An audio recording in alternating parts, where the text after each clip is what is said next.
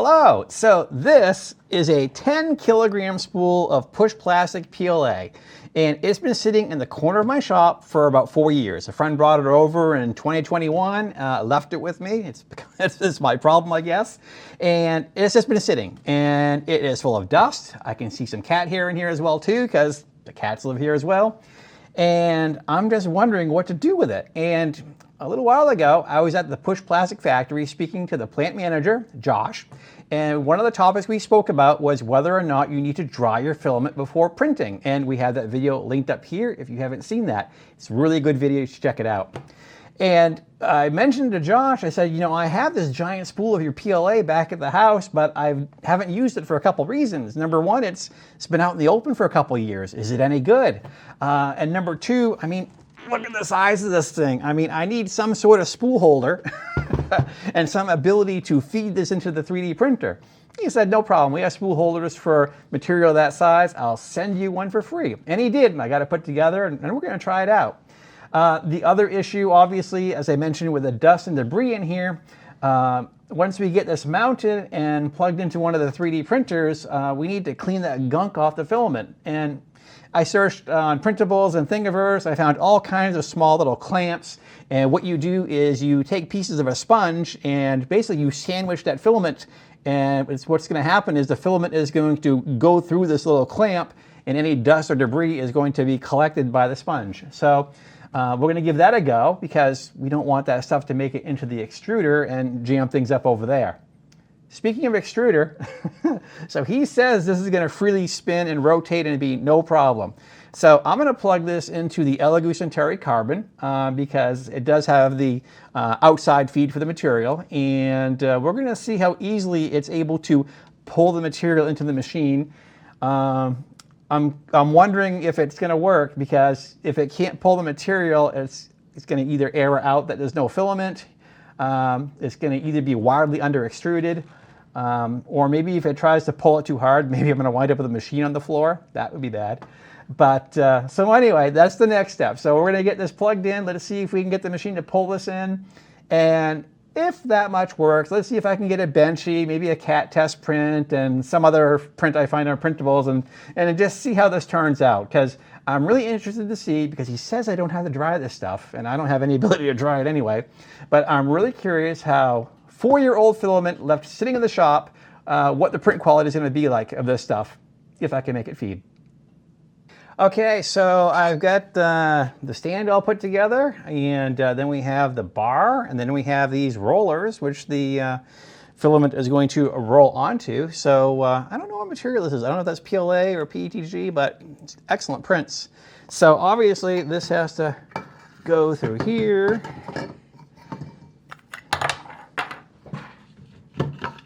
And on each side we have these guys here. Okay, so that's going to keep that spool centered, and oh, that is moving pretty easily. Well, two things. One, he knows what he's talking about, and two, this is promising. So, all right, so next step is let's get this mounted up. Let's make sure we have this oriented so that the filament is feeding this way into the 3D printer. So that's good. I got the end of the filament right there.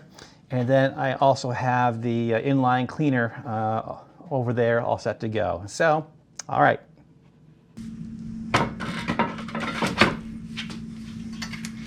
And I'm just going to slide that over. There. Material's right here. And we'll just feed that into the printer.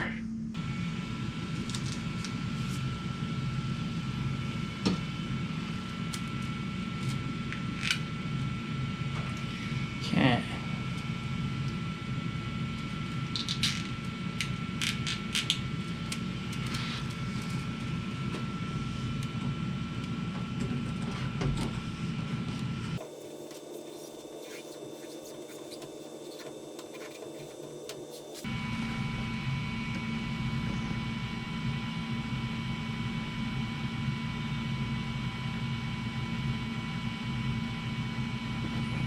You can see here it's rotating.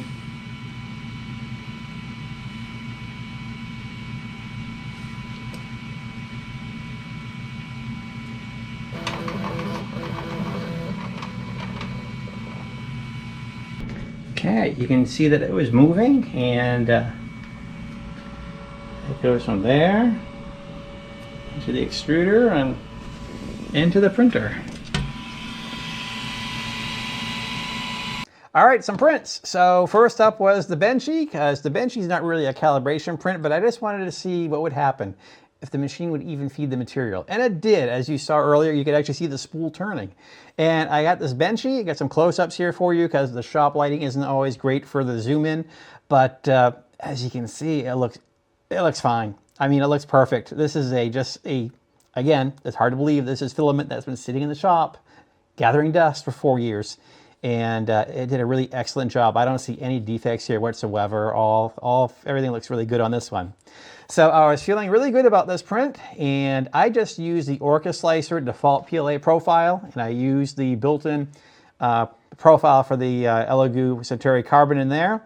And the next print I did, this is a popular one for me because not only am I a cat guy, but I like how this kitten model, which you can find on Thingiverse under the keyword kitten, it has these little tufts of fur here. And sometimes those slight overhangs can really identify if your filament profile is tuned in or if your filament has issues. And it did an excellent job printing this kitten. And wow, it has a little shine to it too. So almost kind of like a silk PLA would have that kind of shine to it, but it looks really great. No complaints whatsoever. Another excellent print. I've been on a kick with these storage containers, so I found these on printables. There are so many. If you ask me which one this is, I can't tell you. This is so many. But what I like about these is I did 3 of them, and again, a beautiful result, and no issues with the overhangs and stuff. I got a little dust here on the bottom from the table. But they stack up fine, and yeah, they all came out really, really great. And so I've got to say, I am a believer. He told me this stuff was going to print just fine, and it did. Just want to do a quick stop and pause right here and say, if you like content like this, if you like seeing me experiment with filaments and printers and stuff like that, please consider joining my Patreon. That's a great way to support creators like myself because the YouTube algorithm is brutal for small guys like us.